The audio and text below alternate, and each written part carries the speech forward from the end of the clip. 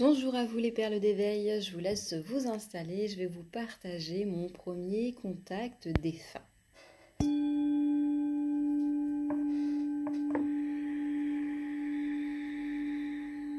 Inspirez.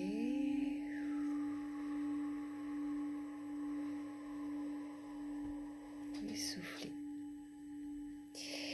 Je vous laisse vous poser tranquillement pour pouvoir vous partager ce premier contact défunt que j'ai eu. Alors, je n'étais pas du tout rassurée parce que j'étais très jeune, j'avais 8-9 ans. Et ça s'est passé dans ma chambre, c'est-à-dire que j'avais un lit superposé. On était avec mes deux sœurs, donc c'est un lit à 3 étages. Et moi, je dormais tout en haut. Et une nuit, je me suis réveillée, j'ai ouvert les yeux.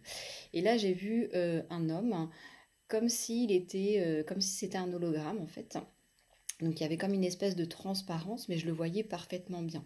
Ça faisait vraiment un monsieur d'un autre temps, avec une petite moustache brun, qui avait un air très gentil, mais forcément j'avais très peur. Donc je me suis cachée tout de suite sous ma couette. J'ai cru que j'allais mourir étouffée et finalement j'ai fini par m'endormir complètement paniquée. Le lendemain, j'en ai parlé à mes sœurs qui se sont foutues de moi. J'en ai parlé à un curé parce que je faisais du catéchisme qui m'a dit attention Angélique à ce que tu racontes, faut pas raconter des bêtises comme ça.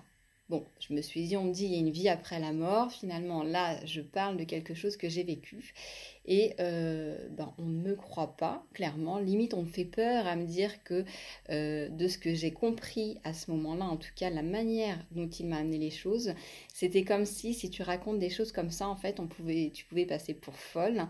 Et j'avais vraiment la... Après, c'est ma peur et c'est d'autres choses aussi qui se mélangent à ça, on est d'accord, par rapport à moi. Mais du coup, j'avais vraiment cette peur, en fait, qu'on m'enferme avec une camisole et que je ne revois plus ma maman. Donc, j'ai plus trop abordé le sujet, j'ai mis ça de côté, mais j'ai fait des prières en demandant pardon pour toutes les choses que j'ai pu faire dans une autre vie. S'il vous plaît, je vous en supplie, je suis juste une petite fille et je ne veux faire de mal à personne et je ne veux surtout pas qu'on me fasse du mal pour quelque chose que j'aurais pu faire auparavant.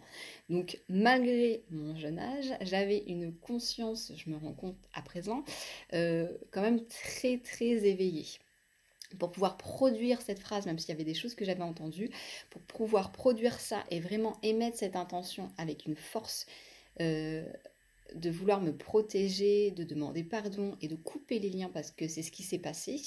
Et tous les soirs, je faisais des petits rituels de protection, c'est-à-dire qu'au niveau de mon lit superposé, comme on peut emboîter l'un ou l'autre, il y avait, vous savez, des espèces de petits trous pour pouvoir enclencher les petites tétines dedans. Et donc, je posais mes 2 pouces de chaque côté du lit, en fait, j'avais les bras assez grands pour ça, et je demandais en fait à faire une capsule de protection pour ne pas être embêtée, et en fait j'ai toujours été tranquille, même si parfois la nuit je me réveillais parce que je sentais qu'on me tirait les cheveux, donc ça ne pouvait pas être mes sœurs, sinon je les aurais entendues redescendre du lit, ou ça aurait secoué le lit. J'avais souvent des choses comme ça, des trucs qui me pincent, ou des trucs qui me tirent les cheveux. Donc je me disais, voilà, j'essayais de le mettre sur le compte de j'ai rêvé ou c'était dans mon rêve et du coup je l'ai senti dans la matière et voilà. Et pourquoi je vous partage ça? C'est parce qu'en fait, par la suite, je vais vous raconter mon deuxième contact défunt, mais l'idée c'est que ce soit des vidéos assez courtes. Donc avant de finir, avant de partir sur un deuxième contact défunt, j'ai eu la réponse par rapport à cet homme que j'avais vu dans ma chambre. Donc j'ai raconté cette histoire à un magnétiseur quand j'étais beaucoup plus âgée parce que j'avais 20 ans. J'allais me faire soigner pour des problèmes d'estomac, des douleurs gastriques, etc.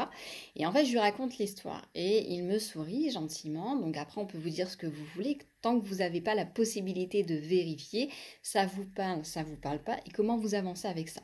Donc cette personne me dit, oui, il s'appelle Auguste et c'est un de tes ancêtres, c'est un de tes guides. Donc je me dis, bon, il me dit bien ce qu'il veut, il peut me sortir n'importe quel prénom. De toute façon, quand on remonte dans le temps, on n'a pas les noms, les prénoms des personnes.